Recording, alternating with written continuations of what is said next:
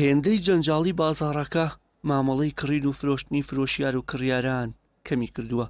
هۆکارەکەشی دواکەوتنی موچە و ناجێگیری دۆخی ئابووری و دارایی هەرێمی کوردستانە. جیاواز لە 10 ساڵی ڕابردوو هاتنی هاوڵاتیان بۆ بازار تەنیا بۆ کڕینی خۆراکی ڕۆژانە و پێداویستیە سەرەکیەکانە و ناتوانن پێداویستیە جوانکاری و تەواوکاریەکان بکڕن. بەشێکی هاوڵاتیان دەڵێن تەنانەت ناتوانن پێداویستی سەرەتایی و سەرەکیەکانیش بکڕن بەهۆی خراپی دۆخی دارایی و دواکەوتنی موچە. وەڵی عالەمە کرێ چییە؟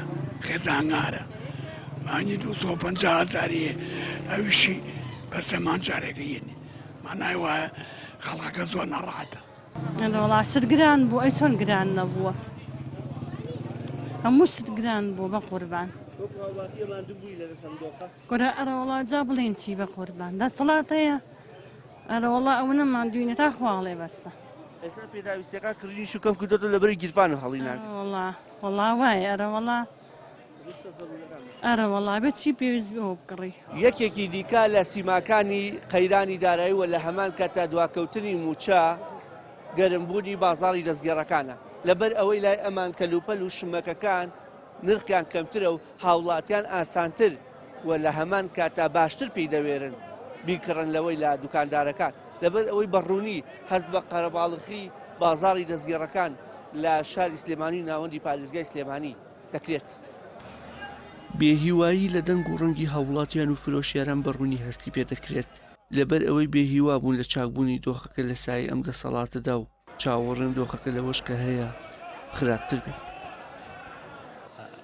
هەرەوڵا بێ بازاڕیە بێ مەعاشیە بێ هەموو شتێک هەی تاوان هەموو شتێک گران بووە و مەعاشیش نییە و کەسیش قسە ناکا و هەمووی هەر بێتاقەتە و چاکیش نابێ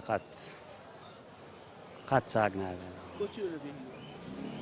ئەیتیوا چەند 30 ساڵە چاکنەوە ئێستا بڵێم ئینشەڵا چاکە بێ چاکە بێ نە چەند وەختە چاکنەوە ئێستا ژەر چانە خراپترە بێ.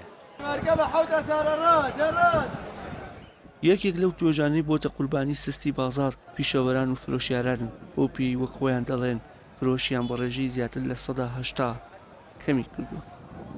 حەزۆتە پێوە برا بەڕێزەکەم جومعانی جارانەوە ئەم جومعان ناکەی بەیەک جومعانی جاران وەکو عارفەوە بوو لە باسی 2015 بۆکەم ئیسەر جومعان وەکو شەمانی لاتوە هەموو شتاکس بۆ بازار مەسۆمی قەمسەڵە و بلووس وایە جاران برادر ماوەتە ئێستا 70 بۆ 80 بلوسە فرۆشە ئیسە 10 بلوس 15 بلوس یعنی لە 190 بۆ 80 فەرقی کردووە هەموو شتە تاسیریە ئەو باسی بێ لە بە خواردن واز لە خواردن بەس باسی شتی احتیاطی بۆکەم بۆ بەرگرت فەرقی زۆرە.